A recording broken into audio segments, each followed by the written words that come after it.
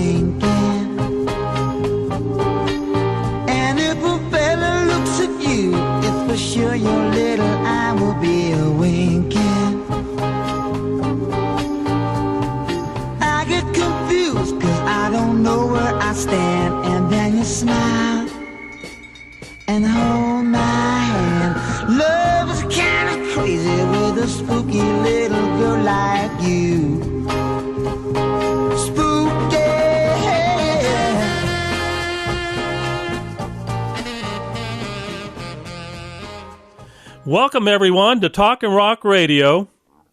My guest today has a story that totally resonated with me. Like most of my shows, it involves musicians, their stories, and inspiration. Only this story truly defines legacy in its most sincere form. From Central Illinois, welcome, Tom Garrett. Hey, Rick, how you doing? Thanks for having me on. Well, it's a pleasure to have you with us today, Tom. You know, I usually start these shows out with the question, how did you get interested in music? So this one's going to be true to form. How did you get interested in music, man? Well, truthfully, I started out in school like most kids. I started out as a trumpet player. And school district I was in was not a wealthy one by any means. And my family had no money. And so when it was my turn to choose an instrument, I jokingly tell this story, but it's true. There were 3 instruments left in the case that belonged to the school, school instruments that you could use for free. There was a trombone, a French horn, and a trumpet. So trombone, that's big, and I'm a little guy. French horn, that's not cool. So I said, okay, I'll play the trumpet. And so I started out as a trumpet player, and trumpet got me going in music. Okay, so what happened after that? Did you join a band or something there in town, or what'd you do? Yeah, well, so I played in school, fifth, that was 5th grade, I think. And then junior high, 8th grade, I think me and a couple of other guys started messing around a little bit, and we were going to be rock and roll stars, and we were going to have a band, and we got a job. I hate to tell this story because it just shows how naive people are. So this guy that was a friend of Marty, the guy that was kind of going to be the boss of the band at the time. I don't know that I've ever told this story publicly. Just popped into my head. So Marty knew a guy, and this guy said that he had a job for us at the Missouri State Fair in one of the tents. Now, the Missouri State Fair is about 180 miles from St. Louis. Oh gosh, I can't even think of the name of the town. Anyway, so we load up and we drive to the Sedalia, to the Missouri State Fair in Sedalia, Missouri. And we're trying to get in the gate. And we're telling them this story. It was a lie. Oh, the whole thing was a lie.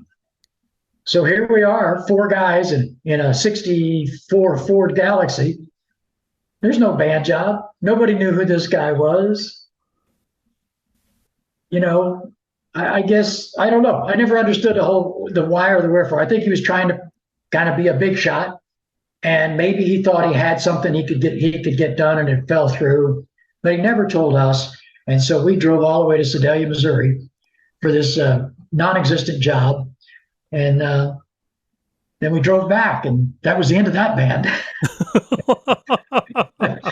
We realized that we needed to do something else, but that got me going and got me fired up. And after that, I did get in another band with some guys that were quite a bit older. I was 15, and at another group, and those guys, the youngest guy was, I don't know, 22 or 23, but they needed a horn player, and I knew the sax player in that band, and he said, I can get you a tryout, but he said, I don't know if they'll let you in because of your age. And so we went, and they were doing, all the great stuff out of that era. So we were playing a lot of Sam and Dave and, great trumpet parts and that kind of stuff. And I tried out for the band, and I got the job. And the guy that ran the band, when it was all set over, I auditioned. Yeah, we're going to give you a shot. We'll see how it goes. He came over and he got me by the shirt, like right here. And he kind of pulled me up close. And he said, if I ever see a drink in your hand, you'll never play trumpet again. Which I took very seriously. And so, although I was in this band where everybody could drink, and nobody was big drinkers, but they could have beer, Sure. But, I made sure that I had a Coca-Cola because I was pretty sure this guy was serious. But that really got me going and wanting to be a band. And then from that, met a couple other guys, and they wanted to start a band. And I always wanted to be a singer. And so I started trying to figure out how I could make that happen. Okay, and so in some of my research on you, you were in a band that lasted for something like 30 years or so, I think. That's true. And you all opened for quite a few famous name acts and everything. Talk about that a little bit. So I had a band called the Spectres, and it was the Spectres All Gold Rock and Roll Show. And we were based here in Central Illinois. We were part of the National Street Rod Association Entertainment. So we traveled the country playing big street rod car shows. But we got the opportunity to open for the first group we ever opened for was the Lettermen. Nice. And the funny story about that, it was right here where I live in Central Illinois. And we got the offer from the agent. We went and we set up and we were ready to go. And the Lettermen arrived at that time. The configuration was Tony Vitale, original founding member, Donovan T. and Ernie Bontier. And I saw the guy that hired us talking to Tony. And he came over and he said, I got bad news for you. They don't want an opening act. I said, well, I need my check. And he said, well, but you're not playing. And I said, we're here. We're ready to go. You hired us. I want my check. So he disappeared after a couple of minutes. And he came back and he said, they want you to play. You're here, ready to go. They're not going to stop you from playing. And so Tony and I started a friendship that night. And I believe that was 1987 that exists still today. Tony has been a dear friend of mine for many years. But that was the first time. And since then, after that, we opened for the Buckinghams and Gary Puckett and the Turtles, and Mark Lindsay from Paul Revere and the Raiders, and I can't even think who else, Mamas and Papas. So we kind of became the opening act of choice anytime our group was in our general area of the Midwest. That's fantastic. Tell us a little bit about how you first met the lead singer for the Classics 4, Tom. We're talking about Dennis Yost, who unfortunately we've lost, but let's talk about him a little bit. So with Dennis, I didn't really know Dennis personally. I knew of him, and it seems to me, and I've told the story, and it seems to me we met in passing like one time. So it wasn't like we were close personal friends, but going back to Tony Vitale, Dennis fell and was injured at his home in 2006, and so many people know that story. He fell down a flight of stairs at his home and was critically injured. They wanted someone to take the group temporarily while Dennis recovered and to front the group. And my name came up. They reached out to Tony Butalo. Tony knew how to get a hold of me. So Tony put the whole thing together. He got us all together in one room, and initially myself and Mrs. Yost. And I put together an audition tape. What would it sound like if you're doing these songs? And so we put together an audition tape. We sat down with Mrs. Yost. And once we met with her, and Tony was there, then it was her job to decide, is this worth taking to Dennis? And thankfully she thought so. And so we went and met with Dennis, not on that trip, a little bit later. And, at that time, Dennis was, he was struggling with his recovery. He had a traumatic brain injury. And when I first met him, when I first got to meet him in the nursing home, see him there, here he was. Here's a guy that sold millions of records, traveled around the world, and he was in this nursing home, really like a rehab center. The nursing homes around, but he was in a rehab center, and in this little room, all by himself. Just a small room, all alone. And I thought, well, this isn't right. This can't be right that his story ends here. And so I met with Dennis on multiple occasions. I jokingly tell the story that my car could find its way from my house to Dennis's kind of on its own. We made a lot of trips to Cincinnati, and we talked about how it would be. The thought was that Dennis would be involved to whatever extent he could be. Was that come to a show and be in the audience, come to the show and get out on stage, come to a show and sing. We didn't know what that future looked like. And we were kind of, in for a penny, in for a pound, whatever that was going to be. And if that meant that Dennis was able to take his spot back, then I would either step back and still be part of the Classics 4, or I would step out completely and go back to what I'd been doing for 30 years, and which wasn't bad, to be honest with you. We were having a great time. We traveled all over the United States, but we worked a lot. In fact, there's one of the funniest stories was when it was decided that I was definitely going to take the group. Where Dennis and I were talking, and he looked at me and he said, "I just want to I want to make sure we understand each other." He kind of reached forward and he tapped me on the chest, and he said, "You work and I get paid." And I said, "Dennis, I think you understand this completely." And we formed a friendship that, he's not with us, but he's with me every day. I don't want to sound cheesy, but that's the truth. There's not a day goes by talking about the Classics 4 like we're doing right now that Dennis isn't sitting here. It just is. Without him, this whole thing isn't happening. You and I aren't talking. So I'm so thankful for that. I'm saddened that we only had the opportunity to have Dennis at one show. The first show we did was in Indiana, and Dennis came, and so I'm there.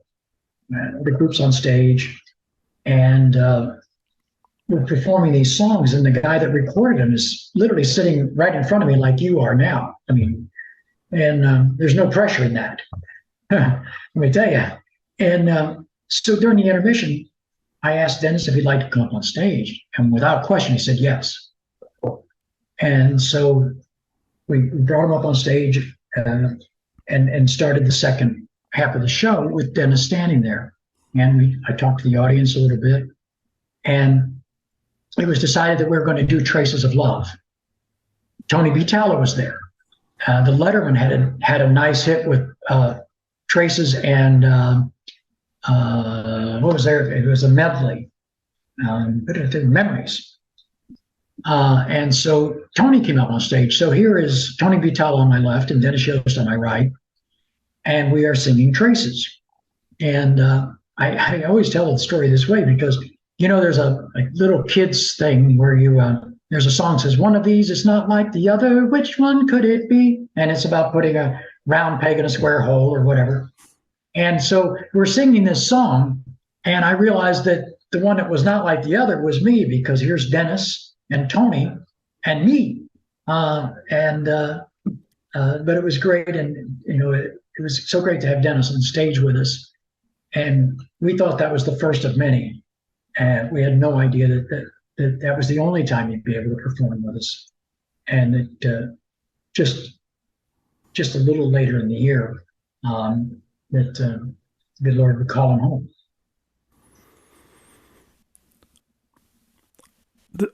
I'm going to ask you a question now, and it's probably a no-brainer, but your most favorite song that the group did? The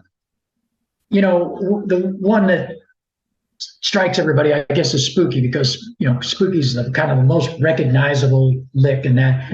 But because of having that opportunity to share that 2 minutes and 48 seconds or whatever Traces is with Dennis, that song will be forever etched in my mind till the day I die. I mean, that's a moment in time that you can't get back, you can't duplicate, and something that I'll treasure forever. This time of the show, ladies and gentlemen, tonight and every night, I like to take this opportunity to pay tribute to the original lead singer and the founding member of the Classics 4, Mr. Dennis Yost. I tell everybody, everywhere I go, that this piece of stage belongs to Dennis. He earned it. And prior to his passing, he asked me to take care of it for him. And that's what I do, God willing, every night. DY, we miss you.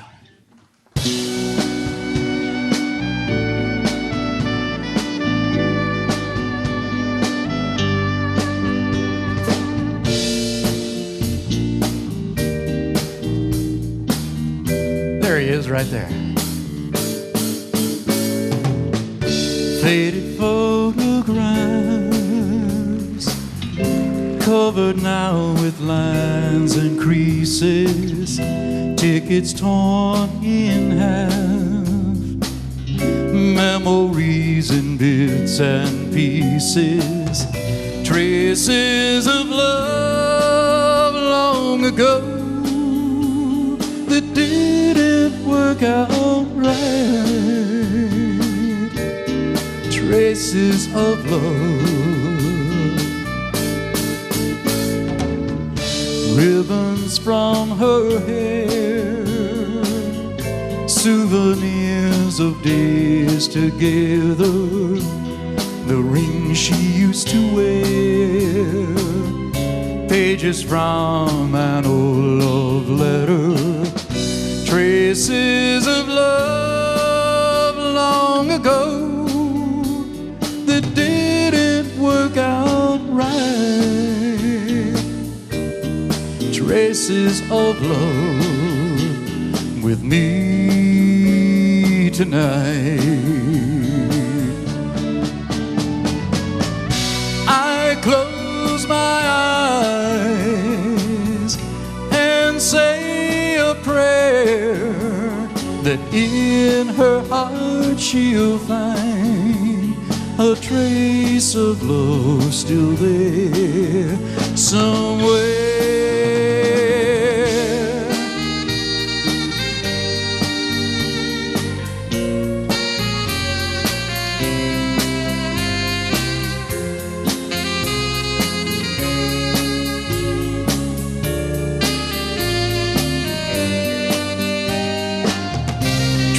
Traces of hope in the night that she'll come back to drown. These traces of tears from my eyes. Whoa, whoa, oh yeah.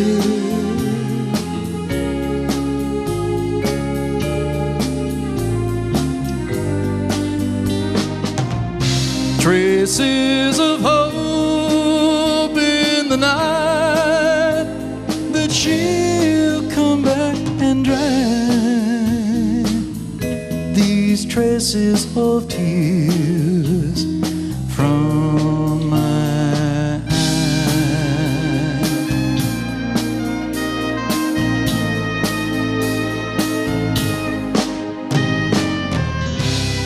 Mr. Dennis Yost. When you did your audition for Dennis, do you remember what song it was that you sang for that? We actually spent some time on it, because you have to remember that at that time there was no Classics 4 group. It was Dennis, and then Dennis would have different backing musicians depending on where he was performing. I didn't feel like that would work for me, so I took my group that I had for almost 30 years, just short of 30 years, the Spectres, and from that, a few of the guys came with me, and we formed what was then and is now the Classics 4. So we did Spooky Stormy Traces, Every Day With You Girl. We did Sunny, the group covered Sunny, and it was a great. We did Midnight. So we did some B songs, lesser known Classics 4 songs. And so when I went to him, I had, I think 7 or 8 songs for him to listen to. I wanted it to be more than just, hey man, I can sing your hits. I wanted to spend some more time on it, and we worked very hard. And when I say we, I sing, I don't play an instrument, but the guys worked very hard to duplicate those sounds and duplicate the music so that it was right. And every night when we go out,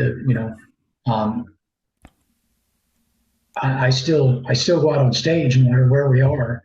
And in my mind, with Dennis sitting in the front row, just like he was, watching to make sure we're doing it right. And that's just how I approach it. And it's just the way it's got to be. As a vocalist, many people may not realize this, but especially when you're trying to do the song the way it was originally done, or even a little different way, with a little different styling or whatever, it's sometimes difficult for people to understand that you have a lot of elements when you're singing a song. You've got the tone, you've got the everything, the timing, the speed of the song, the intonation. There's so many variables, especially when you're singing with other voices, because now you've got the blend factor. You've got a lot of things that you have to do to make music sound, the way that it was originally represented, and you want to make it sound as good or better if you can, so your job to take on that position, I mean, you literally became the caretaker of Dennis Yost's position on that stage, as you've said before. And you've done a great job. You really have. Well, thank you. And I actually, it's funny you say that, but I've actually done that. I said that exact word on stage. I've told people that this place where I stand on the stage belongs to Dennis Yost. It's my job to take care of it. And that's how I look at it. I'm not trying to be Dennis. I'm not trying to be better than Dennis. I don't ever want to be worse, because then that's not fair. But I just want to be something that if he were still here, he'd be proud of. And I believe that we've accomplished that. I'm fortunate that I've got guys that have been with me. Our bass player, Kevin. Kevin was with me. We've been 35 years together. And when I approached him and a couple of the other guys about doing this project, he didn't even blink. He said, "Okay." Then we started rehearsing, and we rehearsed for a year with no jobs. We were still working as the Spectres, but we had no jobs for the Classics 4. And that's a lot of work, as you well know, trying to put together a show, then rehearse that show and make sure that it's ready to go for the time when you need it. And at the same time, praying that you're going to need it, praying that the opportunity, because we didn't know, maybe nobody would hire it. Nobody would book it. And, but we persevered, and I'm proud to say that this year we'll join the Happy Together tour again for our 4th consecutive appearance on the tour. Our 3rd time as a full-time. This last year I jokingly tell people that last year we were either Gary Puckett or the Buckinghams. I had an identity crisis because we were filling in either for Gary or for the Bucks. But this year we're back for the full tour, and that's a testament to the music, and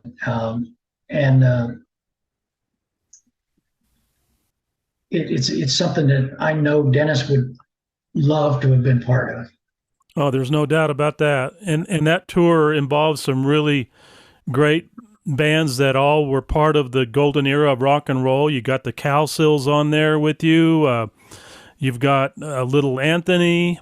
You got some great ones on there, man. In fact, by the time you go on that tour, I will have interviewed everybody in that show except for Little Anthony, and maybe we'll even squeeze him in. But you got some real fun ones on there, man. And it's going to be great. I was on the phone with Gary Puckett just a little while ago, but it's one of those things that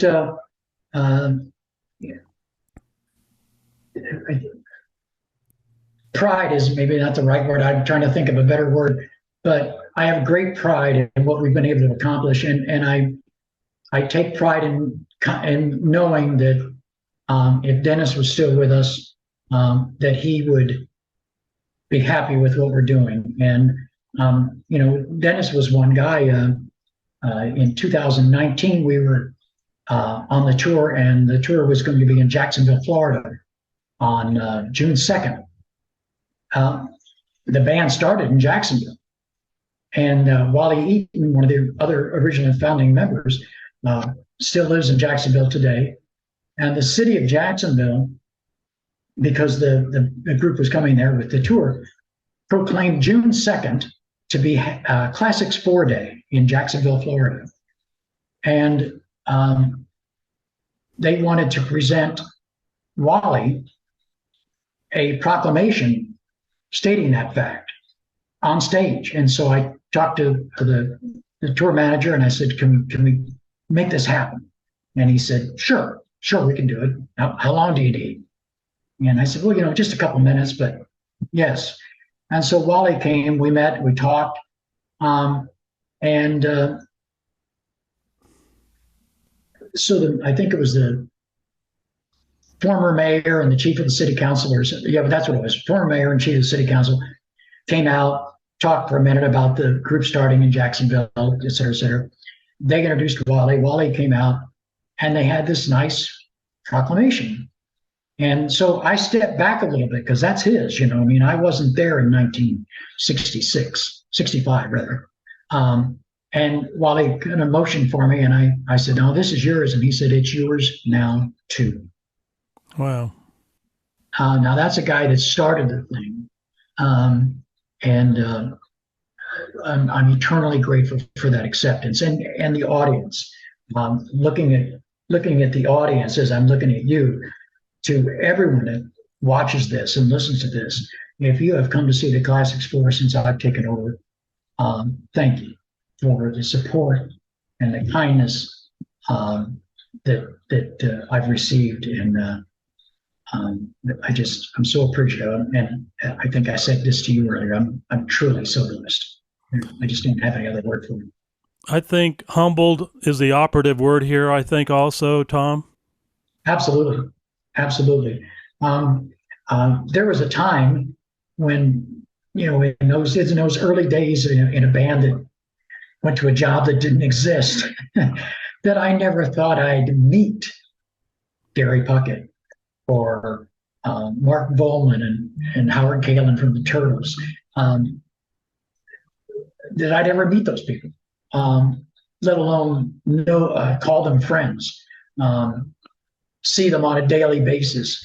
That was so far beyond my imagination as a kid growing up in the inner city in St. Louis, that to sit here today is crazy. And it's just a crazy reality. And those two names that you just named off are two of the nicest guys I've ever gotten to know. They are, I tell you, man, Gary Puckett, he's the real deal. I mean, the other day I talked to him and he was over in Australia, doing a show over there. And in fact, they had I think 3 or 4 more to do before he was coming back. But it was just like he was across the street, on his phone talking to me. It was just great. He's an amazing guy. And all of those, the Cowsills, every one of them that I have dealt with, Carl Giammarese, Jules Alexander. I mean, these guys, they have nothing to prove anymore. They've all done it. They're all great, really nice, very still good at what they do. And they have great stories to tell. And that's why we're doing this show today with you, because you're keeping the legacy going, man. And this is what rings so true to me with doing a show like this, is that I want people to understand that it's not just about playing music, but there are backstories to all of this. There are reasons for why things happen the way they do in Destiny. It really reverberates very heavily with me. There's Go ahead. I was going to say there's another story that I really want you to share, and that's about the couple that you had met prior to the show starting. So now you want to make me cry. Thank you. Well, no, you don't have to cry, but if it happens, hey, so be it. So we were doing a show in Ohio, and people with disabilities, in this case a wheelchair, they let them in a little early, get their seat, get their spot. And this gentleman came up to the stage and he got my attention and he said, "You're with the Classics 4, right?" And I said, "I am, sir." And he told me that him and his wife were there to celebrate their 50th wedding anniversary, and that Traces of Love was their song. And I said, "Wow, that's awesome. Thank you for being here. Is today your anniversary?" And he goes, No, it's not till, I think it was October. That's 5 months away. And I said, "Oh," and he said, "But my wife won't be with us anymore." And I said, "Oh my gosh, I'm so sorry." And he goes, "Well, it basically it is what it is. We understand." And I said, "Absolutely." So I always like to go out in the audience. That's something I learned from Tony Buttel, to be honest with you, watching Tony work an audience. And I like to go out and so the song before Traces, I went out in the audience and was kind of saying hi to people. And I worked my way around to where this couple was. And we did Traces. And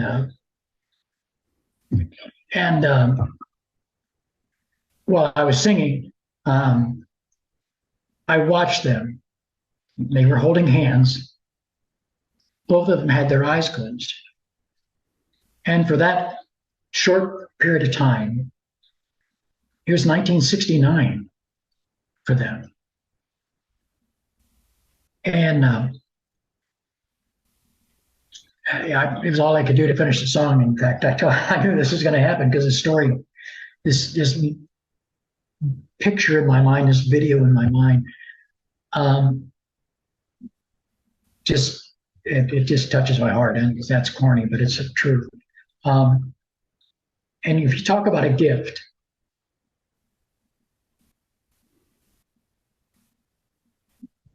the gift of music and what it means to people is often forgotten in the fun of doing a rock and roll show, or the fun of being at a party and the songs are playing in the background and all those things. But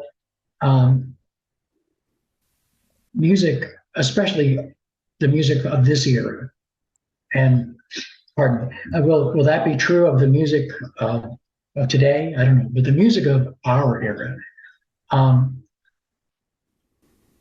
touches people. It puts a smile on their face. It takes them to a happier time. One of the things that Dennis used to comment about was guys that were in Vietnam that would talk to him about Spooky. Spooky was playing in Vietnam and how much that song meant to him. I've had guys tell me that. So for there again, that little short song, I don't think anything was 3 minutes back then. It was all had to be under 3 minutes. So here's a guy, in the middle of nowhere in Cam Bay or one of those places. And here's a song that just makes him smile for a minute. That song Spooky, so many different people did that song.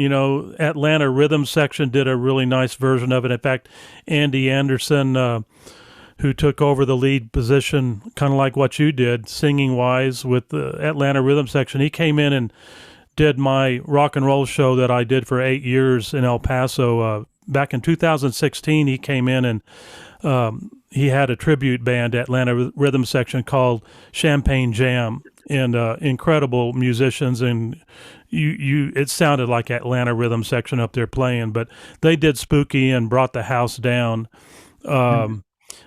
Sanborn did a beautiful sax version of that. I was talking to a guy earlier on text today, a friend of mine, Frank Zona, and he was even talking about Spooky is in his book still today when he plays. It's part of his catalog, and he does the Sanborn version of that. And but what you're saying is so true, Tom, because music, especially music of the 60s and 70s, I don't care, man. I grew up with that. I was in bands that played that music, and that's why I'm doing so many of these shows right now with the entertainers that were part of those groups that made that music. And that it was some of the finest that there ever was that's ever been produced, because it never grows old. We still want to hear these songs. It's so good. Well, we'll go out on a Happy Together tour starting the end of May. I believe there's 59 shows over the summer, all across the country. And it sells out. So the audience for this music is huge.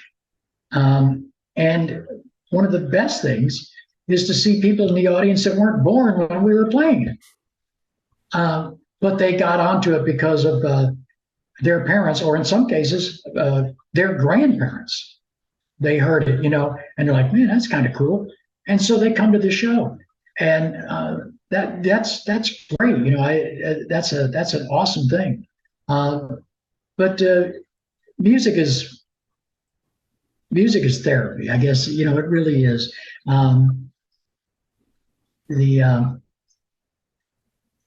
They call it the gift of music, and it is. It's a gift to perform it. It's a gift to enjoy it. It's a gift to have it transport you to a happier time, sometimes a sadder time, but something that you want to reflect on. Not every song takes you to a happy place. Sometimes they take you to to a sad place. But those memories are important as well. It's a blessing to have that in our lives. You know, there's a song that my mom absolutely loved, and it was the song "I Believe." Mm-hmm. Tennessee Ernie Ford did that, and I never got tired of hearing that song. In fact, it became one of my most favored songs out of everything. When I heard the Letterman's version of "I Believe," it has become one of my all-time classic favorites. Never get tired of it. A friend of mine, and I'll mention his name briefly. His name is Don Clow. We were playing at the Sahara in Lake Tahoe in 1974 on the same building with Elvis Presley and Diana Ross, Fifth Dimension, Isaac Hayes, the guy, I'm trying to remember all the groups, but across the street there was a group called Command Performance, and the guy that was fronting the group, his name was Don Clow. And long story short, we have remained fast friends all those years from 74. I mean, we talk to each other still like once a week, you know. He's lives in Las Vegas, and just a dear friend, great singer, great musician. He did a song called "The Working Man's Prayer," and it was very popular in Las Vegas around Thanksgiving time.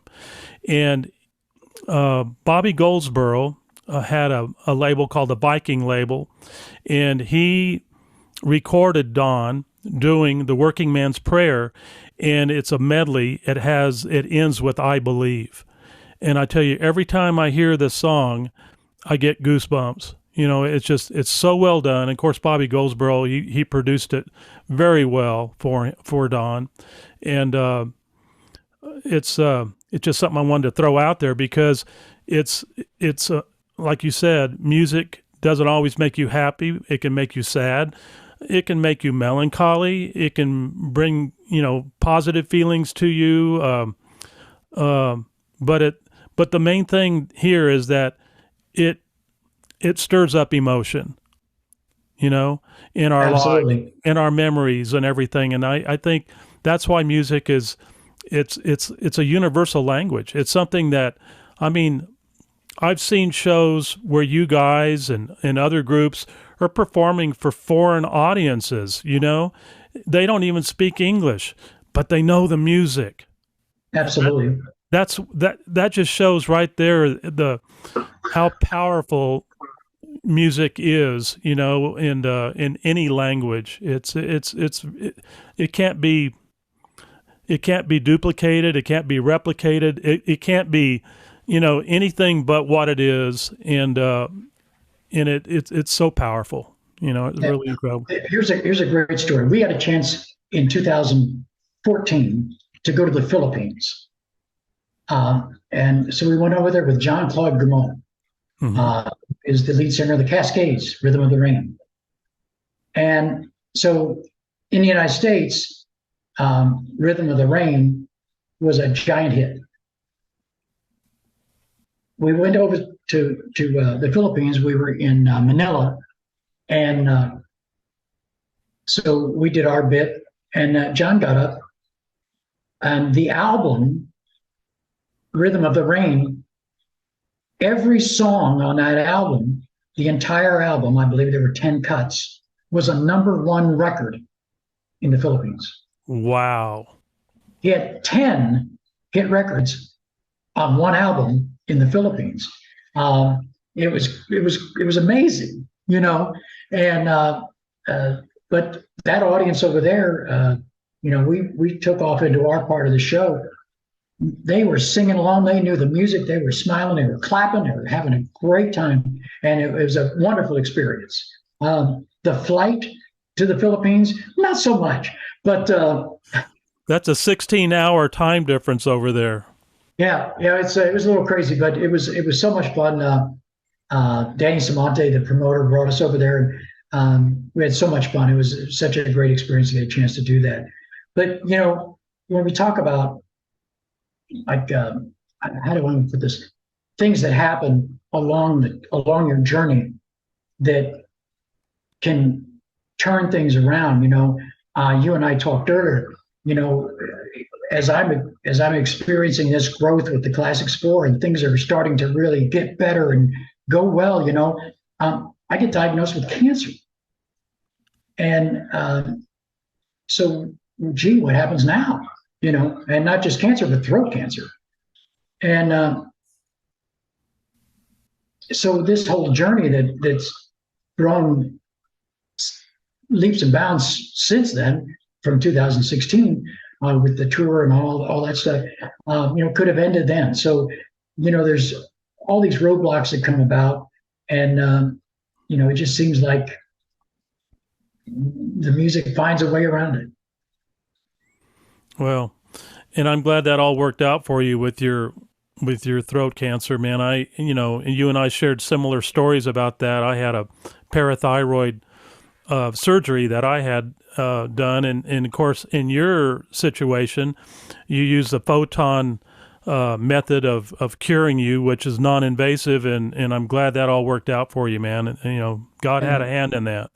It was crazy, proton therapy is non-invasive, and the amazing thing about it, the worst pain that I suffered, as far as pain, now discomfort, that's a whole different thing, but pain was when they did the biopsy on my neck.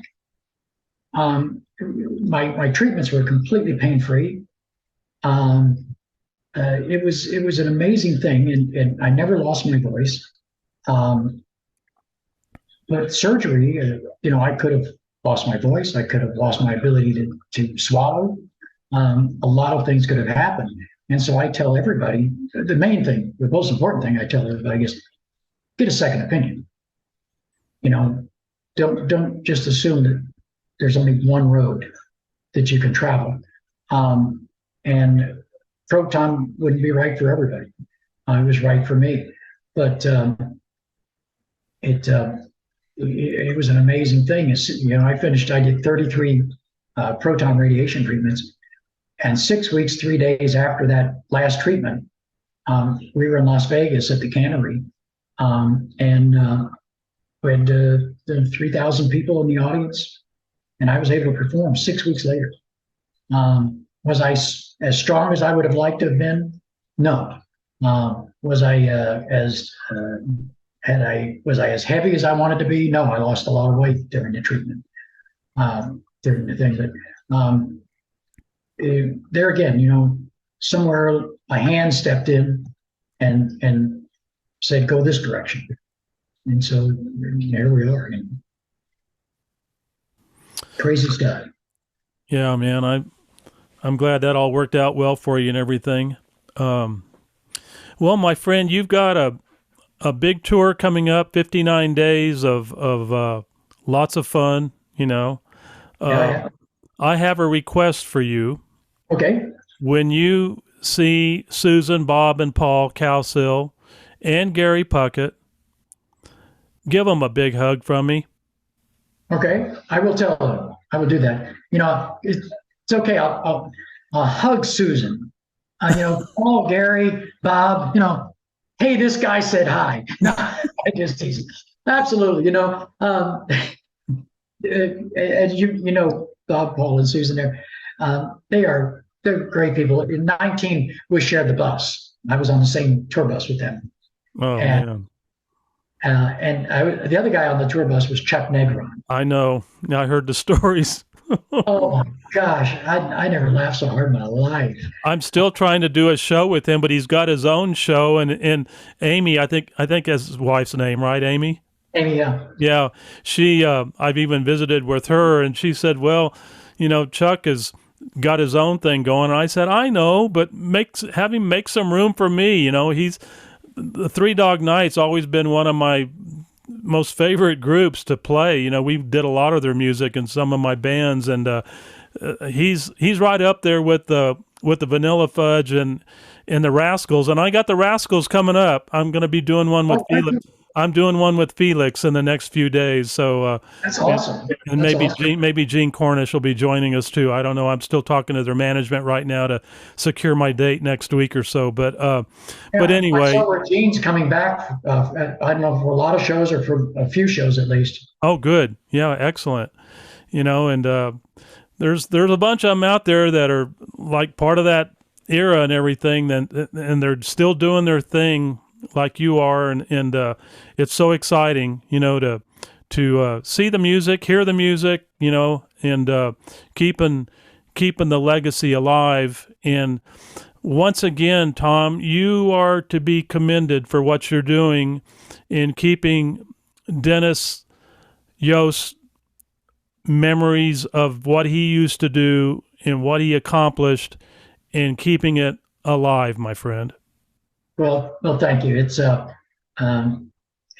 been an honor, I guess is the best. That is the best word. I've been honored to have been asked to do it, honored to have been allowed to do it for all these years now, 15 years that I've been since we first signed a contract to do this, and I know that I've reached a point that I know that Dennis would be happy with what we're doing, and that I made him a promise sitting in that little room I talked about when we were talking about this. I said, I promise you I'll never do anything to embarrass you or the name of this group. And I have diligently tried to make sure that never happens. That we always are professional, that we always sound good. I've told everybody, said this so many times, when the time comes that I can't sing, I want to be the first guy to know that I'm done. I don't want to be the second guy. There you go. There Be you the go. first guy that says, you know what, I think it's time to step away. And you'll know when it's that time. But in the meanwhile, my friend, keep doing what you're doing. You're doing it with grace and style and sincerity and fantastic inspiration. Thank you, Tom Garrett, for being with me today. And Thank you, Rick. I appreciate it. let's stay in touch, my friend. And you have a great Happy Together tour, and stay happy.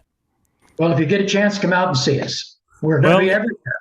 If you'd get in our neck of the woods, man, you're all over the place, but you don't, for some reason, don't like to come down to Texas way. We need to see you over here. Yeah, I'd love to come to Texas. I have friends in Texas, and you're still in El Paso, are you? Yeah, yeah. I have some friends live up around live in Arlington, actually.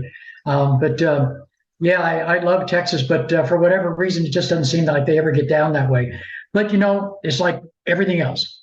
It takes somebody that takes in this business a promoter. You need a promoter that says, I could bring that show here. I'm pretty sure that if there was a promoter in Texas that would make it work for them, they'd look at doing that. But I am not management. I am labor, and I'm happy to not be involved in any of that part of it. I'm just happy to do my part and just be part of this amazing experience. Because truly, although we're coining a phrase, when we do this tour in the summer, we truly are all happy together. No doubt about that. Thank you for being with us, Tom, and we'll talk to you real soon, buddy. All the best. Thanks, everybody. Stay safe. Always. Bye-bye. Bye.